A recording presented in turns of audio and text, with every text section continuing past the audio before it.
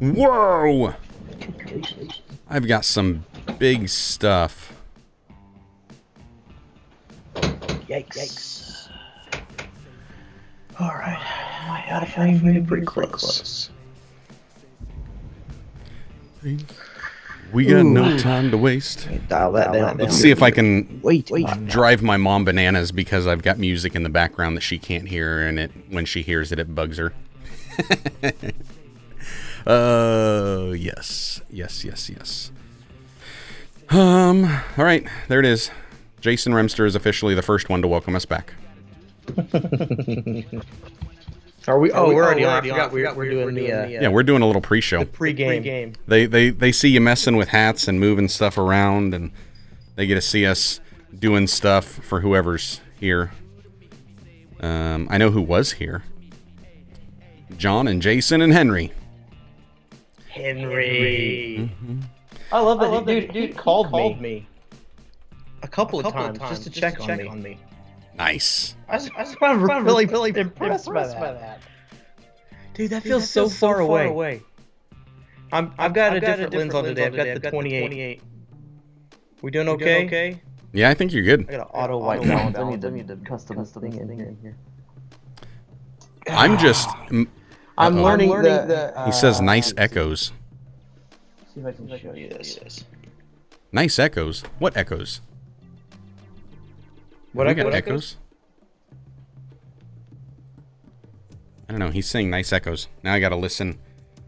I gotta pull up my own stream. Wait, can you see this? Yes. Kind of. Good. So I'm trying to figure how to run everything off of this right now. He says, Jarrod is echoing. I'm echoing? That's what he says. I'm getting ready to listen. See if I can hear you echoing.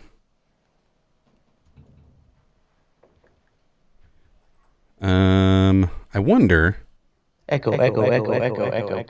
Oh, I bet. Yeah, I know what it is. Let me see if I do. Hold on. Advanced audio.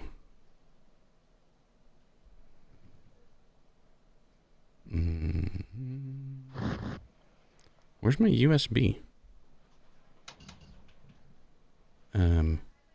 Settings. Channels. USB.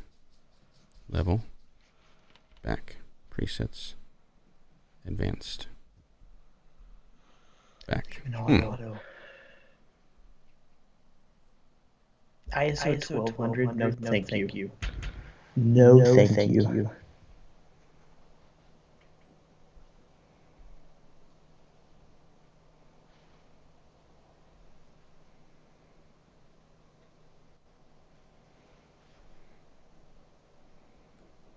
Why can I not find what I'm trying to find? Don't you hate when that happens? Oh, and yeah, I went over to you, so we just like eliminated the pre-show altogether. Hello. Like, where did things go? Ooh, -2. So why is that? I like that. You're echoing. Jarrod is echoing. Dustin says you're echoing. Mom says you're echoing. So that means I've probably got some weird bypass thing happening. Dude, you know it's on my end. Come on. Also, I'm running through. That's why I wanted to hop on early and check out. I'm running through two deals. Oh, there's the echo. I hear it. You hear it? I hear it. Ah, yeah, there it is. Echo. Yep. What is that? But where is that? Like, could it be on my... All right, go back. Home.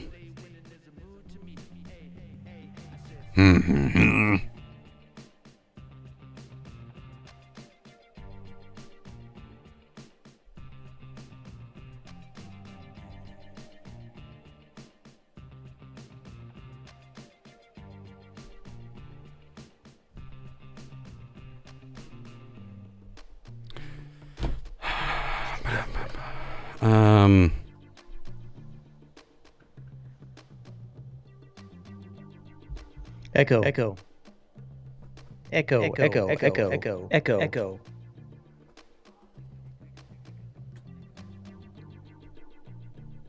Echo. Echo.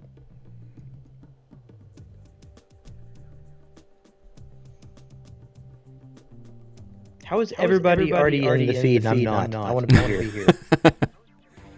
It's not even an option. Where are you? Subscriptions. All right. Oh, there. If I do this, let me try. Shh. Hush, Jarrod. Hey, there's everybody. Jason and Genevieve. I'm in a tunnel. You guys, no. I'm echoing in a tunnel. Am I still doing it? Still there? Oh. Let me try something, okay? Nope, I think I've got you. You got me? Yeah, nope. I think I got you. I hear myself in a tunnel. Whoop, whoop, whoop, whoop, whoop. Yep, that's gonna drive me nuts. Let me try something. Okay, so if you hear... Hold on, let me try one more thing. No, stay there. This is where we were with that screech thing that was on my end. Might I remind you? Better? Worse. Better. Look at the pre-show. How did that thing go?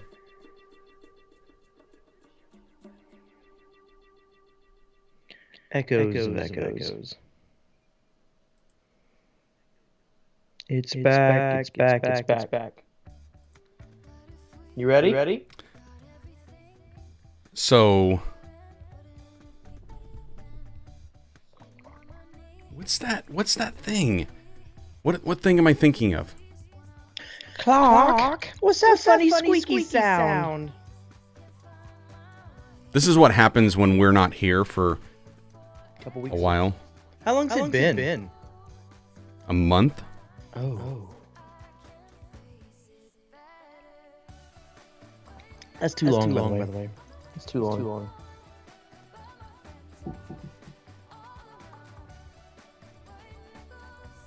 Reverb. I'm like missing something. There's something missing on my Rodecaster, and I don't know what it is, but there's something missing.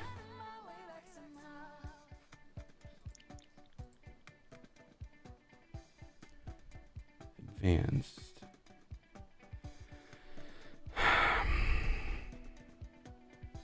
I know there's, and I can't remember what it's called, but there's something where I'm sending your feedback,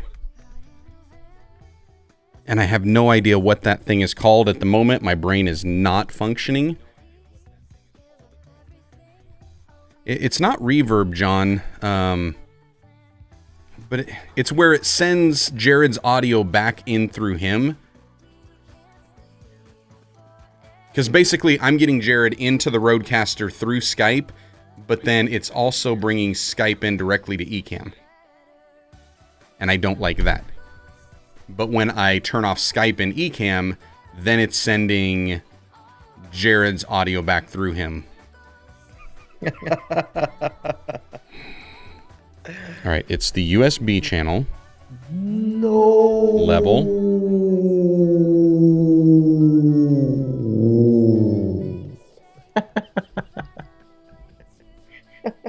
What is that stupid setting? Where is it? There's like nothing here.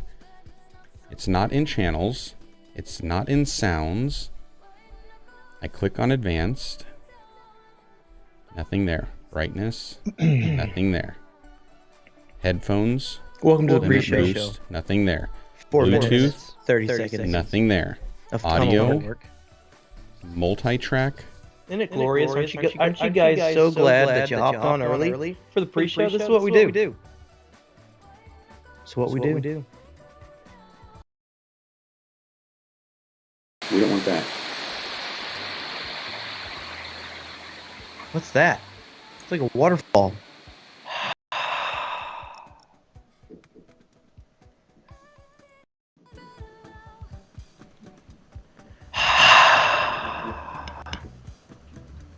You know, you sighing doesn't help with the echo. It's like, I can't tell if there's an echo or not when you do that. Guess what? There is no echo on my end anymore, so I'm ready to rock. Ready, set, go. No, there's still an echo. Mm-hmm. Mix minus. Where's mix minus, John? That's what it is. Where's the mix minus? I can't find the mix minus. It's not showing me. Like, I'm looking. Oh, wait. There it is. Good morning, Dustin. All right. Say something actual other than just sighing there. Laughing's not going to help, too. Your laugh already echoes. This is great, Jason Rimster says. I like watching Joshua scramble on these things. Patience. I'm cool. I'm cool with this, Deb. This is actually kind of fun for me because I think I know what the new variable is or two. We shall see. Are you echoing in your own ears now, Jarrod? I was, but I'm not anymore. What's going on? So you're not right now. Mm-mm. And for you guys watching, they say fixed. It was fixed? Yes. Well, no echo. So here's what the problem was. And we're finding this out as we were just trying in, that Ecamm's been updating their software, and they're doing a great job with the software. I'm still way too bright. Actually, you know what? I will just do... I'm a whole negative 1.3, so... Well, I'm going to... That one's as low as that can be.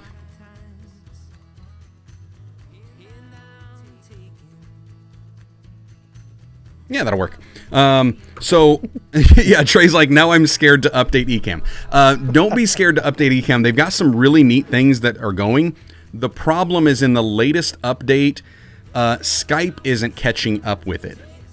So, and Jarrod, for some reason, has been having issues with the Ecamm interview mode. Otherwise, this would not be a problem at all. Oh, because he has an issue with his Chrome not wanting it. We're just getting, basically, it's taking the audio from Skype, putting it in my USB, which goes into the Rodecaster, and then the Rodecaster is coming out back into Ecamm. But Ecamm's also bringing Skype in natively, so that's where the echo is. It's bringing his audio from Rodecaster as well as directly from it. So what I had to do was mute Skype on Ecamm, let it come in through the Rodecaster, but now I just need to get Jarrod to talk so I can make sure his levels are... Flashy hair. Oh, that's flashy hair all over this mic. Knew that was going to be a thing. Anybody out there with an Australian Shepherd in the house? Loves to shed? All right, I think from where I'm looking, at least on the Rodecaster, we're about level. So I hope you guys are doing all right, because we're getting ready to go live. But what was I? Oh, we're live. Come say hey. Oh yeah, live like, what do you mean live? Live like the counter has ended. We're gonna formally start. Yeah, we got 5 seconds. 2, 1, and here we go. Roll. Oh, there we go. Welcome to the Vlogpastors Podcast, a podcast all about the stories and strategies of sharing God's love in the digital world. Now, here are two pastors that love to put a camera in their face and walk around in public. They are the Laurel and Hardy of digital ministry, Jarrod Brown and Joshua Verwers. Hey, everybody. Oh. You know what's funny? Jarrod didn't know who Laurel and Hardy was when I said Laurel and Hardy. I got you now. What TV show is that off of? Yeah, I'm with you. I love it. Yeah, who's on first? Laurel and Hardy. Which is always fun when you say like Laurel and Hardy or something like that, and somebody's like, that doesn't even sound familiar. Anywho, he says the echo is back again. I know how the echo's back. There we go. The echo's back. Fix it? Now I've got it fixed again. So that means we're not going to move from this view. You guys are going to see this one the entire time. It should be good. I hope it's good. And all you're going to get is us. You're going to have to look at our faces and stare at our stuff and things and stuff. Hey, Jarrod, how you doing? Is Jarrod now froze? Is that the way this morning is going to go? We're going to freeze. We're going to have issues. We're going to have all sorts of stuff. Such is life, apparently. Whenever Jarrod can finally kick back in here, if he kicks back in here, then we'll be able to do something. Hey, there he is. How are you? Am I here? Oh, hi. Oh, hey. Golly. How are you guys? My internet's doing well. Mm-hmm. What's new with you? New with me, apparently, what happens when we've gone like 3 or 4 weeks without doing this is everything is not awesome anymore. Because I forget how to put these things in. And I've been playing with Ecamm a lot. Because Ecamm, oh man, they've got some cool features that they have now added and brought in. Things like they have a preview window, which is really cool. It's all in beta so far, but the preview window, which basically means if I wanted to put, bring in a new guest and then, just all of a sudden bring them in, I can in there create the overlays before sending them out live, which is cool. It's one of those features that I loved with Streamlabs when I was using it. I loved with vMix when I was using it. Ecamm didn't have it. Now they've got it, which is really, really cool. I like that. There's also nice little widgets and overlays, which are amazing. But one of the problems is when you're running one machine with Ecamm Live and then Ecamm Live Beta, what happens is if you adjust framing on one, it automatically adjusts on the other. So like with this Ecamm Live, the full version, there is not a preview window, which means I normally take up the full real estate of my screen.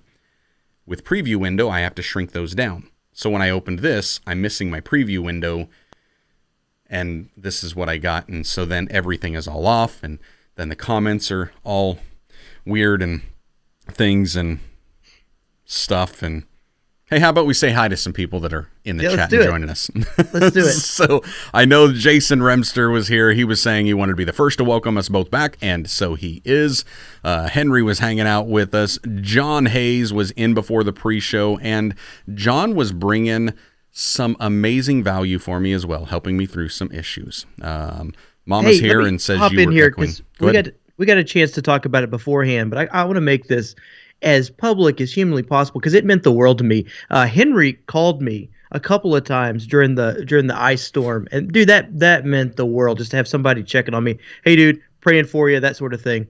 That was cool, man. Thank you, Henry. Thank you, Henry. Much better man than I. I just left you alone. Yeah, I mean, Joshua didn't call. I didn't call. Whatever. We talk basically every day. We're good. I mean, I sent you messages, but we did one call during Snowmageddon. One call, and it was a Skype call. At the same time, I mean, being up here in the Midwest, we've gone through those power outage times, and typically it's like you got your hands full, so I'm not messing with people. But that's also me trying to give out what I would want to receive, which is in those moments, leave me alone. Nothing. Leave me alone. And that's one of my issues is I often try to treat people the way I want to be treated, which is, I mean, hey, I think there's a proverb about that. However, the way I want to be treated is not always the way it should be. I think it should be more like, instead of treat people the way you want to be treated, it should be treat people the way you should be treated. There, that's my thought. I'm gonna let you make the rewrite. Yeah. Yeah, we'll see. You follow some of my comments on different things and you'll see that people already think I've already rewritten the Bible. So it's like, whatever. I don't care. Okay. Who else we got in here? Dustin Damesworth saying, you're echoing. Actually, he said a few other things. I'll go from the other way now that we've got things fixed. He says, just stare at our stuff. That's what they were doing. Thinking out loud with Pastor Joshua. That is right? I've got the right one. I'm not mixing things up. Why do we do that? We always mix people up so much. I don't know, man. I'm pretty sure that's it's Pastor folks Josh. like me, like Bite a Brownie, that you can't really tell what their names are, and you get them mixed up with other folks' names, other channels thinking that out you loud watch. with PJ. Yeah. I mean, just come on, do what I do. Do what Trey does. I mean, you see, you know who this guy on the screen, you know, that guy right there, it says Trey Van Camp, echo again. You just know. Oh, are we back in it, or is that No. one? That was an old one. Good. But he said that the Ecamm interview is so much better. Figure it out, Jarrod. Yeah, I don't know what Jared's issue is, but you've been on with me. It has, and I've seen it, and I replicated it once on my computer, and it's basically Chrome on a PC that Ecamm had an issue with, which doesn't make any sense at all because it's the Chrome operating system. But there was something in there, and somebody told me, oh, well, it's a virus protection or some firewall stuff. No, because I've got my PC like locked to the hilt, and I was able to get past it. So, and everything's updated on my PC, everything's updated on your PC. And at the same time, interview mode, if it doesn't work to interview somebody on whatever they have, then it's not working properly. So there's still a little glitch in there, although I don't know now that it's necessarily on Ecamm's end. I think it's all on Jarrod's end. When in doubt, let's just blame my stuff. Yeah. When in doubt, we're going to blame Jarrod. That is the plan. I'm good with that. I feel like that's my world. Like that's my my blessing to this world. I don't know. My stuff doesn't work. I don't know what I'm doing. All I would need to do, like to really get my channel to take off, all I need to do is every conversation we have where I'm trying to help you troubleshoot stuff, I just need to record those and then upload them as a sepeperate video. Yep. Oh, you got a problem with this? Here's how we fix it. Yep. I have no clue. Basically, Joshua is my tech support. I'm like, I don't know how to make the thingy do the doodle wop. Yeah. Make it go together. Yep. So anyways, John Hayes says, I just played Who's on First clip for my 10-year-old and my wife because she's never seen it. Oh. And I was cracking up at their reactions the whole time after they were watching it. Yeah, the Who's on First is hilarious. And there's others like that, other variations and spins, especially with some of the foreign languages, because different words, mean different things in different cultures. So it's kind of interesting to see some of that stuff. Let's see. What else did we had here? Oh, Mom says, shh, quit saying that. Jesus, they need help today. Most days. Come on, Deb. Every day. Come on, Deb. Pray it in. Every day. Let's see. Genevieve saying, that will teach you for taking a break from a month, even if you couldn't help it. That's true. And after, what was it? Was it last week? Or was last week still Snowmageddon down there? Yep. Okay. So I think it was last week when we Skyped, and then I was like, man, the Skyping on your phone actually worked. We could have went live, but right. I was still way too much in my headspace for the weekend. It was like, no, I needed this. Yeah, we break. still had like a 2-hour conversation, but it wasn't. I don't know why we didn't put that into a live format. I don't know. We could have. We should have. We didn't, because it could have even been just a straight live stream. I would have had to try to figure out how to do that from both mobiles, though. But I'm sure there's a way. We were up in Des Moines. I think my son was down here. I could have just had us both Skype in to my computer and have him just be the producer and run it.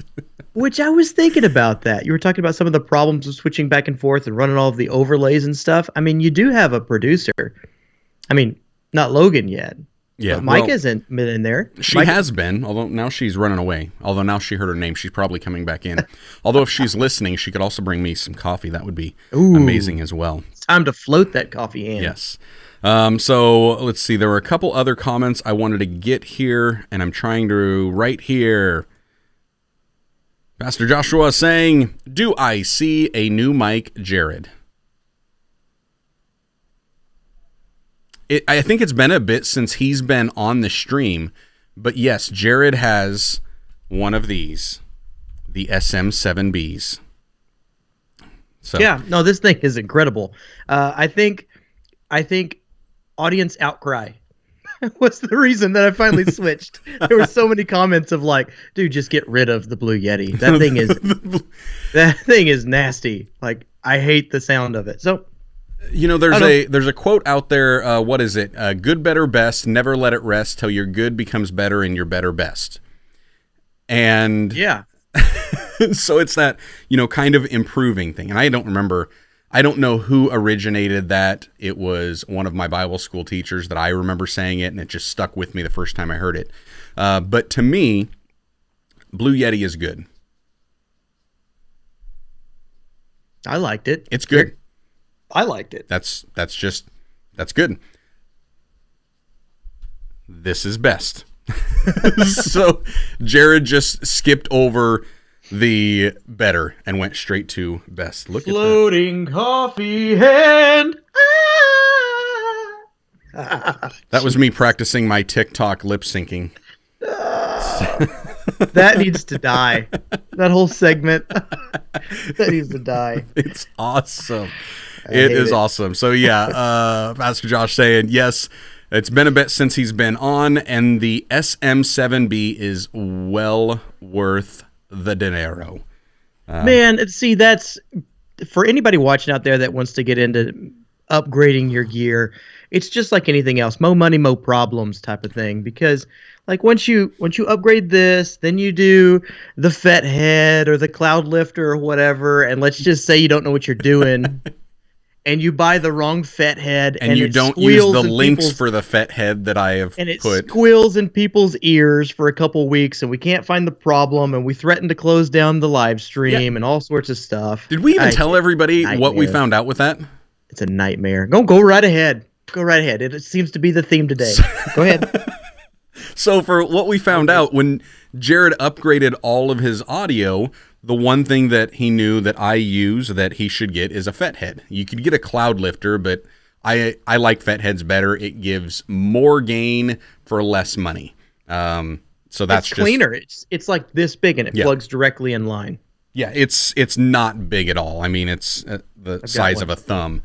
And so I like those, but what Jarrod did was he just went on, like, I don't know, Amazon or the FET head website or something, and he bought the wrong one.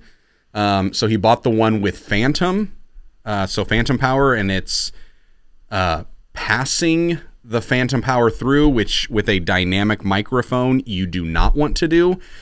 So he bought the wrong one.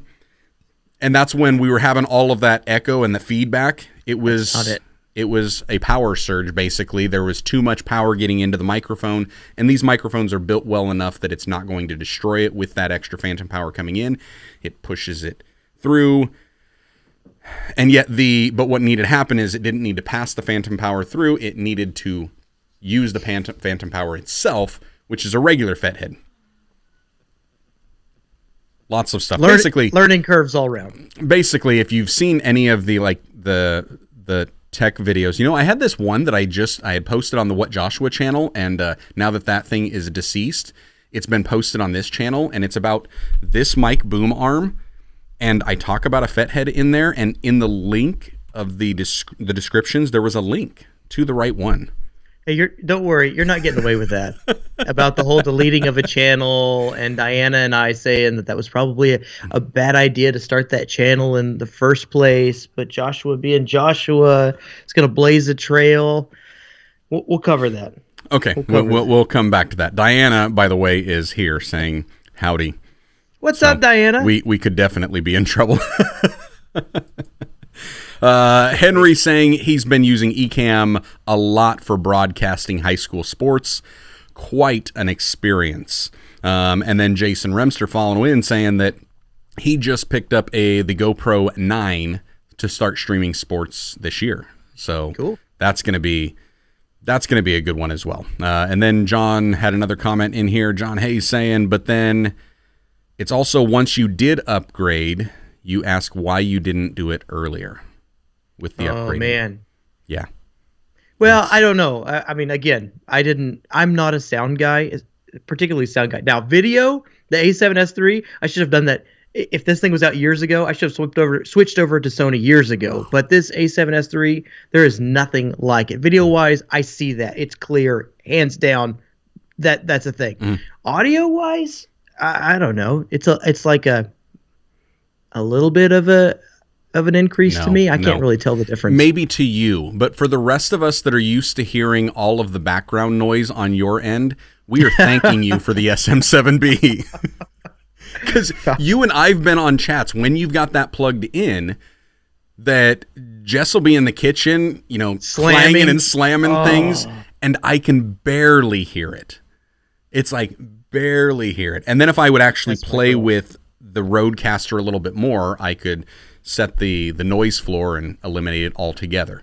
But with something like the Blue Yeti, it picks all that up. You're not going to be able to get rid of that. So, but again, that's one of the other things is I think from our end, when we're creating the content, it's hard for us to see the big improvement on things because it's always like, it's not one big thing typically that is causing an issue.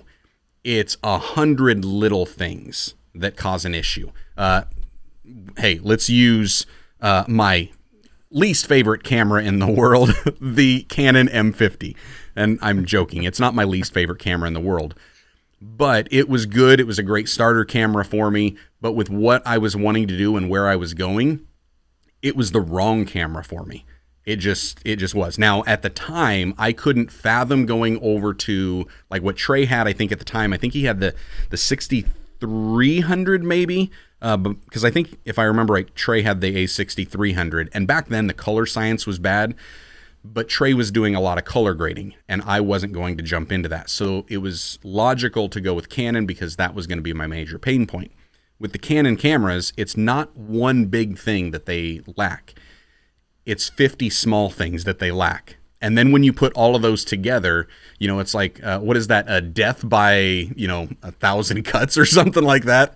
Oh, yeah. And that was what having the M50 felt like to me because I was not only making shorter form content, but long form content, trying to make vertical form content. There were just way too many variables. But then Sony improved the color science. They stepped up the game. And then at that point, it's like, okay, yeah, we can definitely go this route. And then, man, a 6600. And as soon as I make some more money and convince my wife to let me break open the streaming and production budget, then I'm going to get what Diana's saying she got. She says just got the ZV-1. That will be my next camera. Oh, yeah. Tiny little point and shoot, and it's remarkable.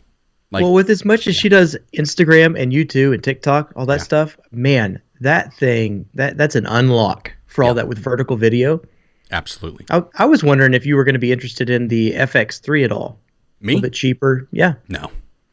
Not at all. No. I guess you don't make that style I content anymore. Yeah, it's not... I mean, I remember reading some of the rumors. I haven't looked at everything now that it's dropping. But for me, the A6600, the only thing that it doesn't have that I wish it did have, and I'm trying to think, make sure this is correct. Yeah, I think the only thing it doesn't have that I wish it did have is 120 frames per second in 4K. And that's it. It's got 120 frames per second in 1080p. Which is more than enough. Because with the YouTube compression and stuff, I can upscale it in Premiere Pro to a 4K, and then by the time YouTube processes it, you don't notice much of a difference. There is a little bit. Let me tell you something.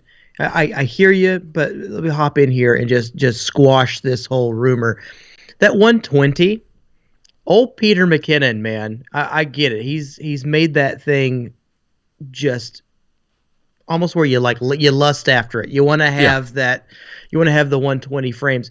I've used it once. I find it unusable. It's too slow.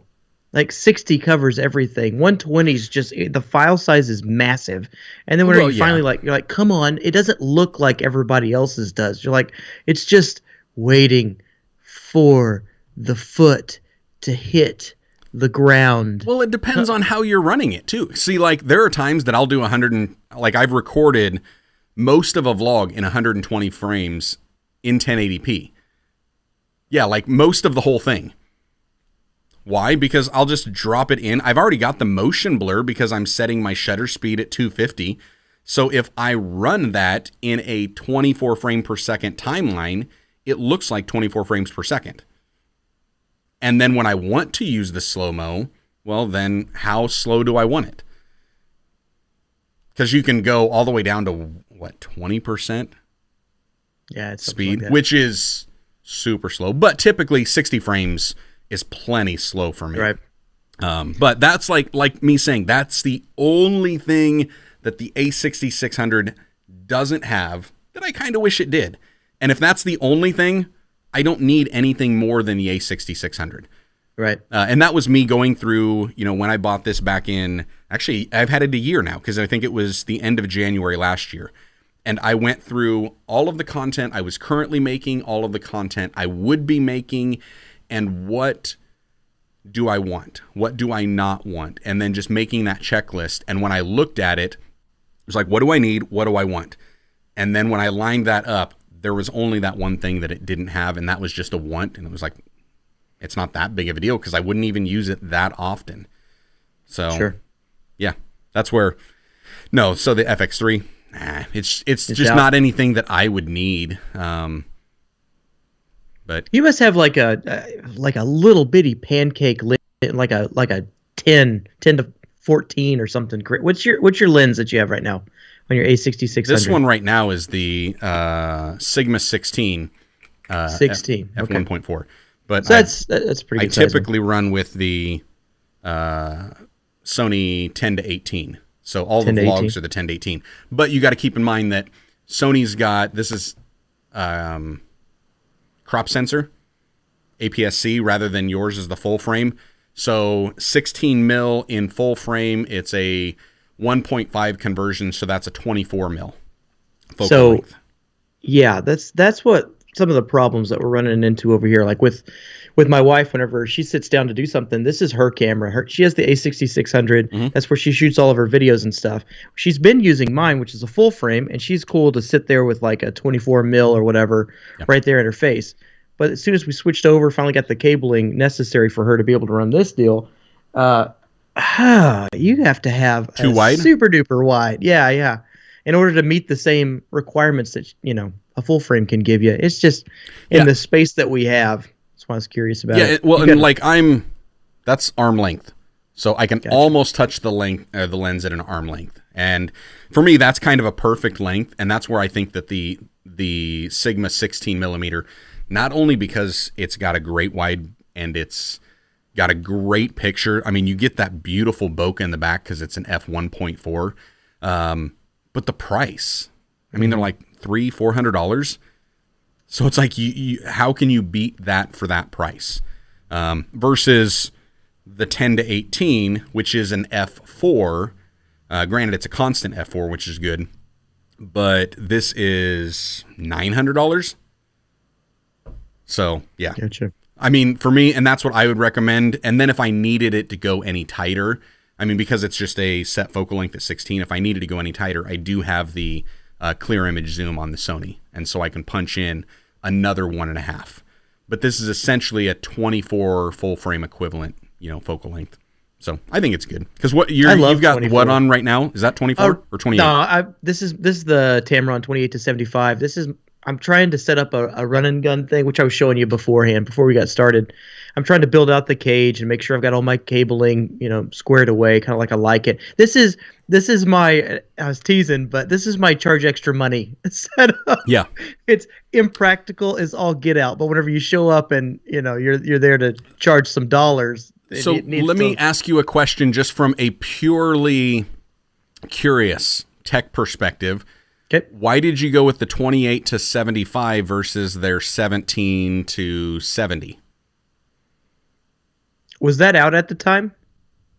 Ooh, maybe not, because I do remember us talking about it, and it may have been a month away from when you were getting that.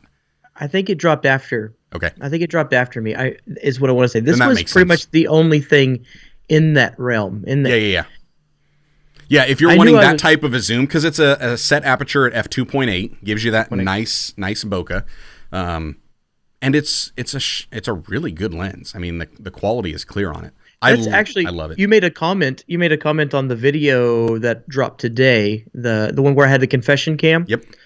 And was that this lens? That was this lens. Yeah. Which sometimes does a better job than that 24. I love the 1.4 24. Yeah. That thing. Where's that bad? This guy. If I was to buy it, like this thing lives on my vlogging setup right here. But if I need to do a wedding type stuff or short little Facebook ad type of deal, then I do the 28 to 75 just for versatility and whatnot. But sometimes it does a better job of bokeh than the 24. Yeah.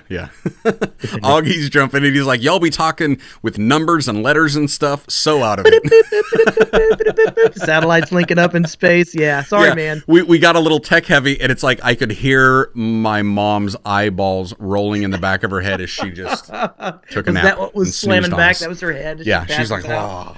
I could hear that. I really could.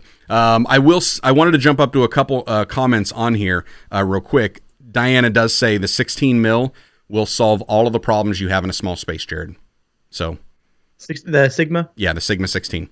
So okay. You can get that. And if you want to get the correct one for that A6600, it's in the description, is it? Yeah, probably. I've got it on my gear shop, which everybody can do that. Hit the description, go to Amazon.com shop/Joshua Verwers, something like that. I've usually got a description around somewhere, and I've got like these little kits on the Amazon page.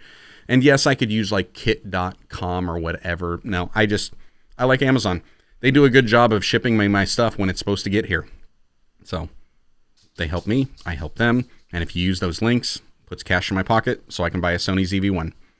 There you go. Hey, you can also buy you a coffee now. You've been building that out over the last couple of weeks. That's pretty cool to watch come along. I got an email about the stories that you've been building. Yes. Because I've noticed you've taken on a different strategy for your online stuff. Yeah, everything really. And some of that was like your shorts. You've been making a ton of shorts every day that coincide with the YouVersion release of the scripture a day type of thing.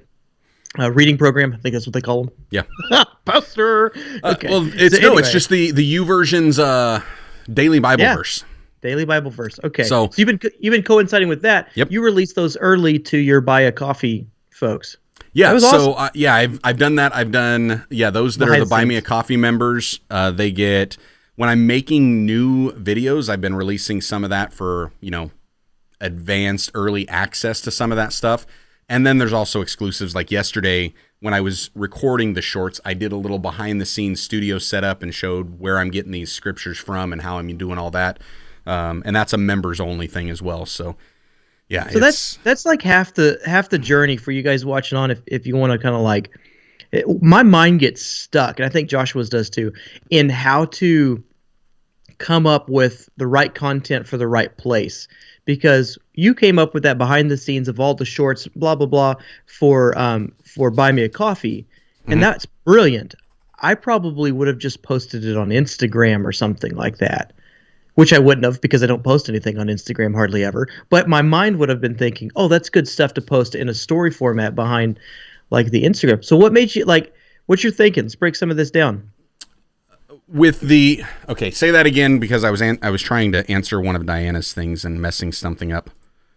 I think breaking down so we all have ideas. We have a whole bunch of stories that we want to tell, but how do we know what bucket to put it in?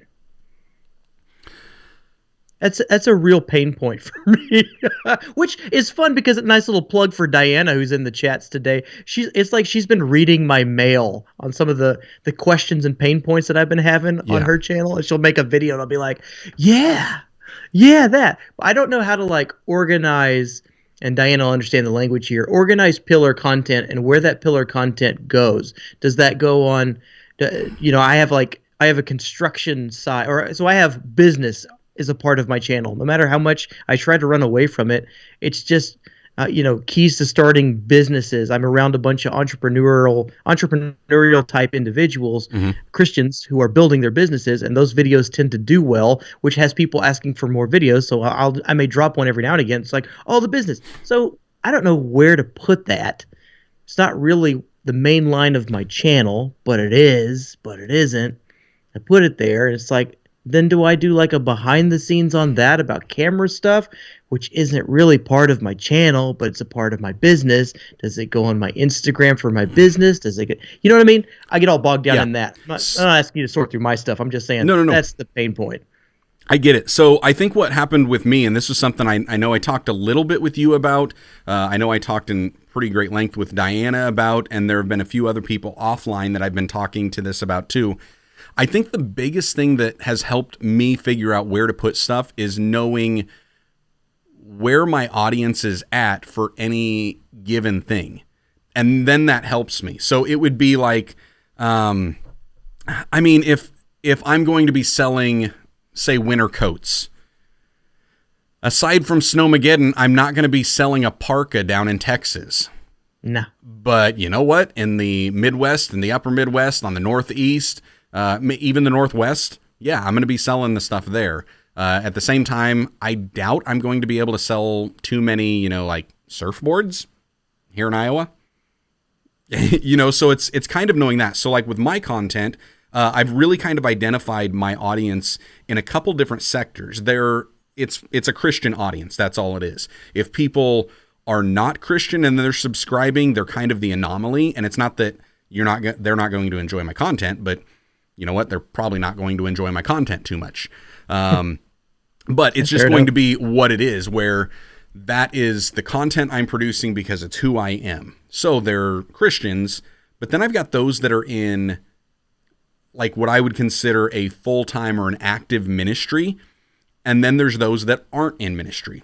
They're all pretty much devout followers of Christ, and they're wanting to serve him with everything they've got. Some of them are doing it in, kind of a vocational setting. Others aren't.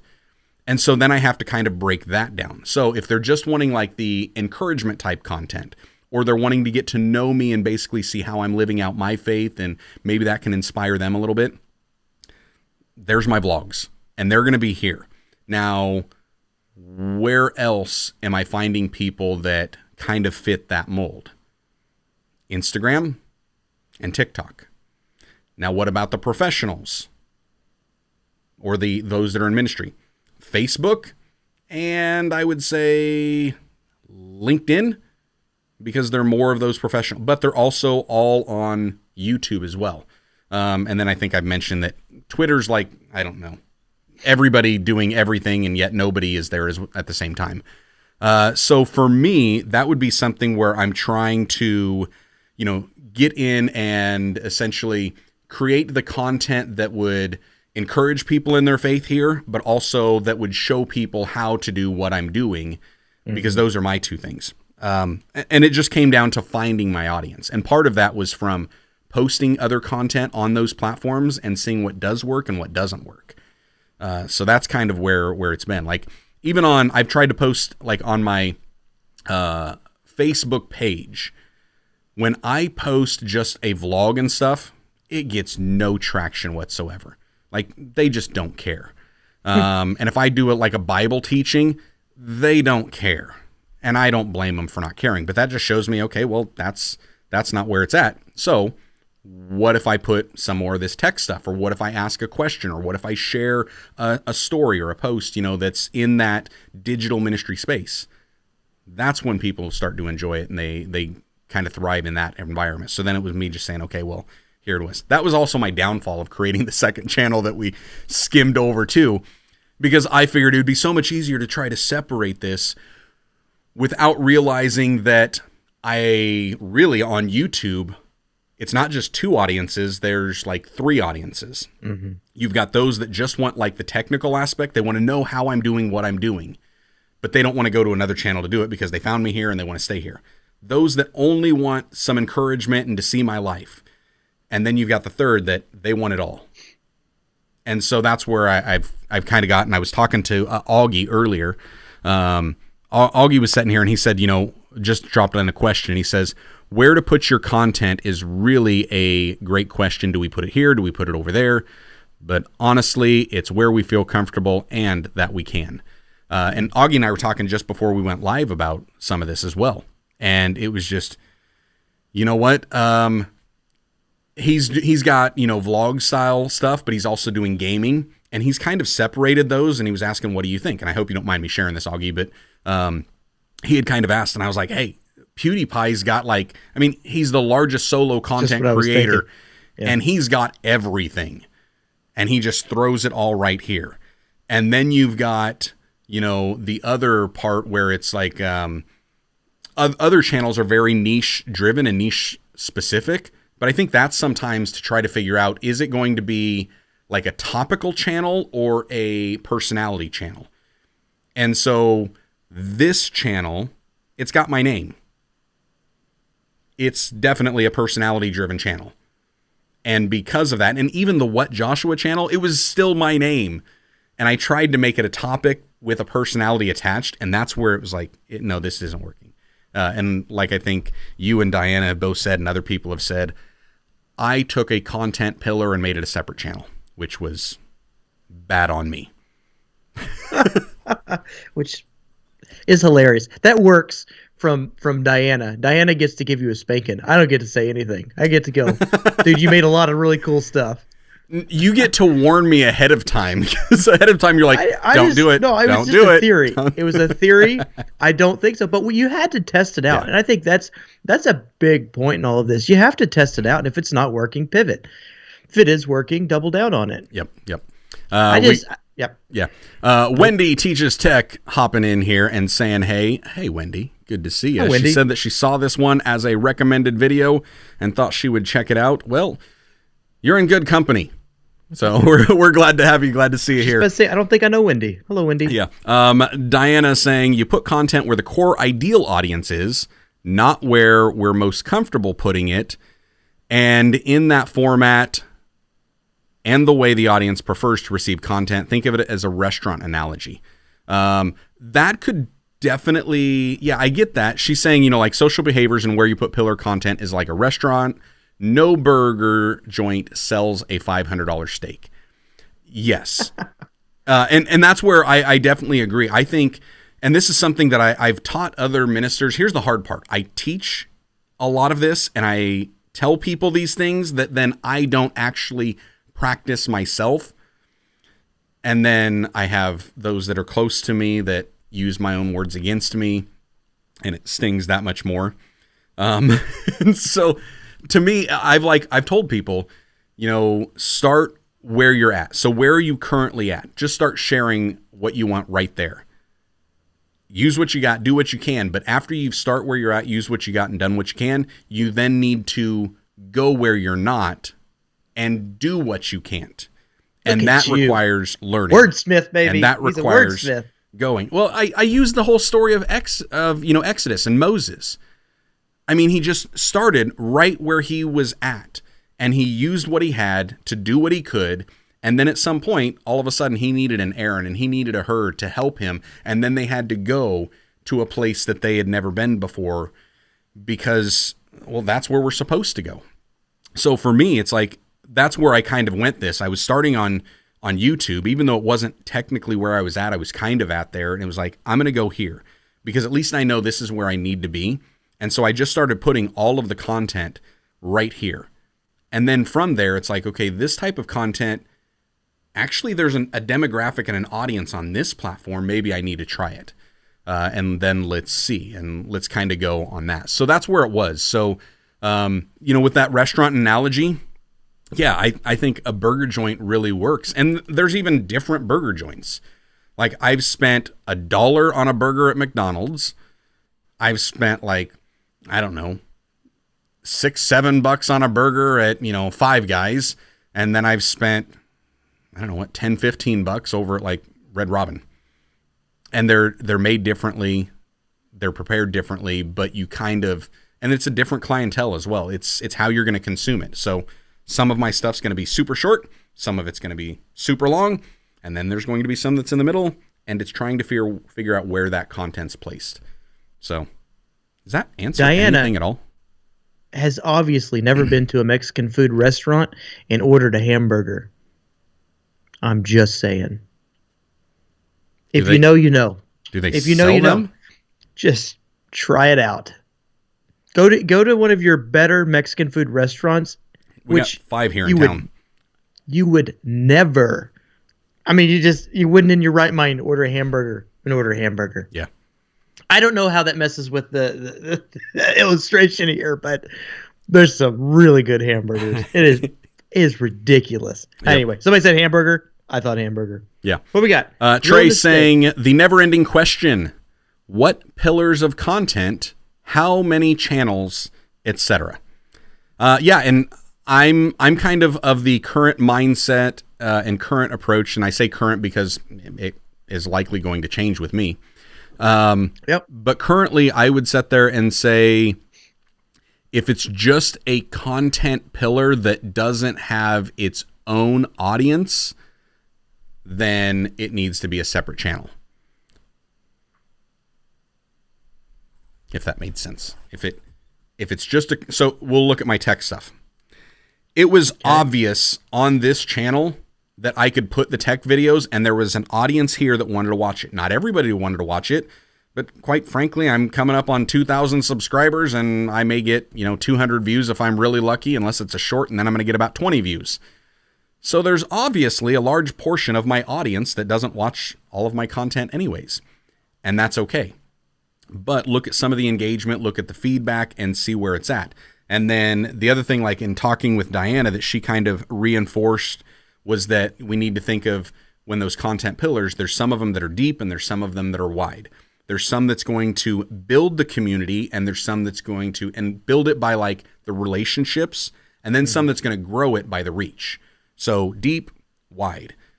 This one here, what we do right here, this is more of a deep thing because yes, we're talking more tech today, but why? That's kind of what is on our hearts and minds for the last few days. But then you've got other times that we're just chatting about, Mexican food restaurants and, people that want me to shovel a sidewalk that doesn't exist at our church. And, oh man, all of these things. So we'll just kind of ramble on stuff, but a tech video is more of a wide video because it's going to reach a broader audience. Some that may want to stick around, some that don't want to stick around. And if you don't want to stick around, peace. See ya. So what pillars of content, how many channels? It's a never ending question. And we just, I don't know, we keep trying to figure it out.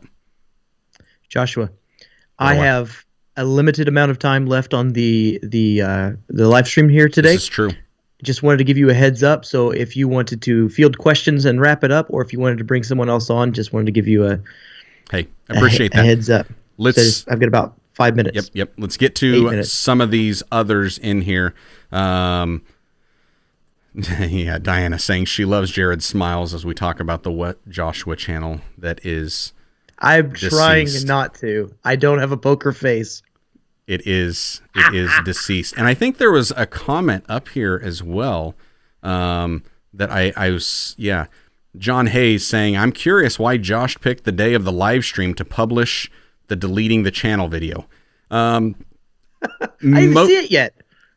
A lot of what I do has no rhyme or reason. I just do things because, well, I want to. And honestly, because of a lot of the video that I create, if I don't record it, edit, publish it, put it out there, then it just sets, and then I'll often not mess with it. And that video deleting the channel had to coincide with me moving the Podcast Pro boom arm mic over to this channel. Yep. And there are links with OC White because I've kind of worked with them on making sure they had access to that. And because of embedding on their website and different pages, they needed that link as soon as possible to kind of work. So there was some timing issues on that. And I could have waited a day or two to do it, but I didn't want to. No. I just wanted to get to it. There is nothing worse than watching a video that you've worked on or an idea that you've worked on die. Yeah. And just sit there, never get published. I'm a fan of that. Just get it out there. Like the one that we published today almost didn't make it. The Snowmageddon. Yeah. That almost didn't make it. I didn't think it was a good video. I went back and forth with my wife. I'm like, there's nothing happens. There's no content in this. It was cold. Great. Like, I'm not going to release that on the channel, but I shot a bunch of footage. She's like, just let me see this thing.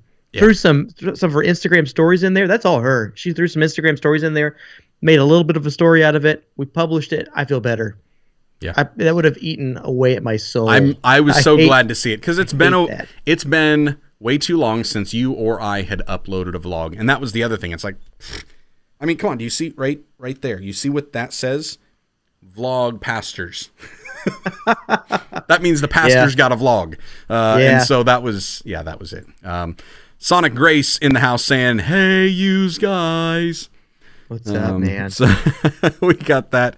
He felt my pain. Yeah, to some of these others. Yeah. Augie saying, Trey, the truth to that question. Honestly, those who have made separate channels often start creating new channels after having a large audience to separate. Yeah, that would be the thing. Is there a point in time where I could separate the What Joshua back out to a separate channel? Sure. Editor. It could be possible, but I doubt it's going to happen.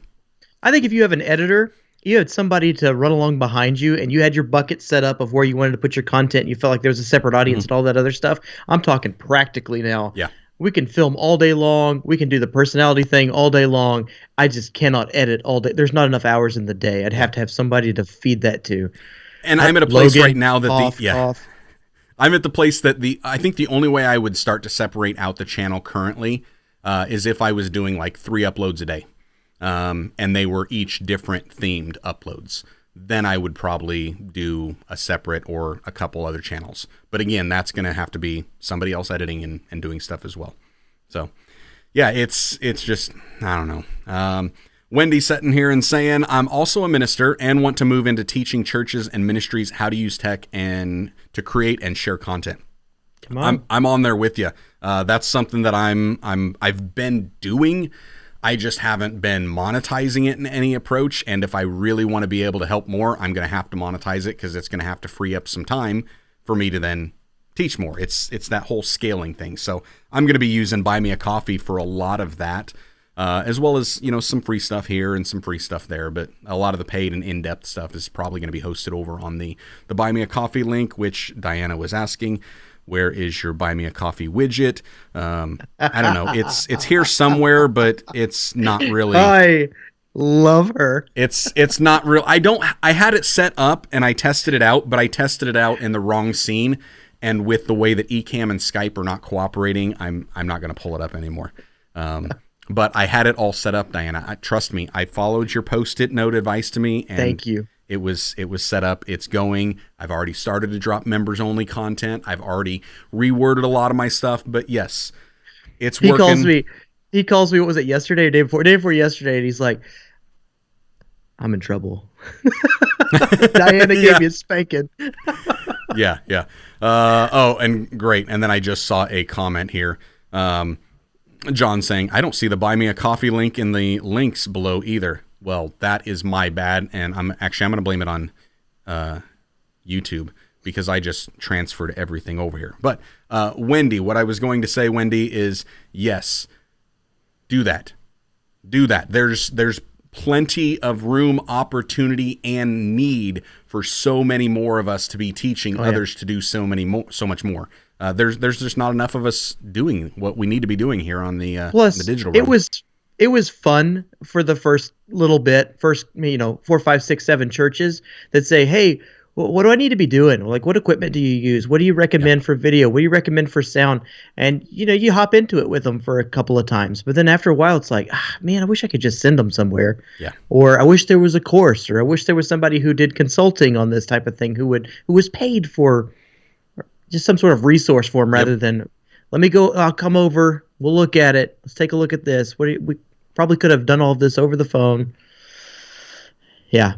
So thank you for doing what you do. Keep doing it. More of you guys. Yes, absolutely. Let's see. I think we had some others in here.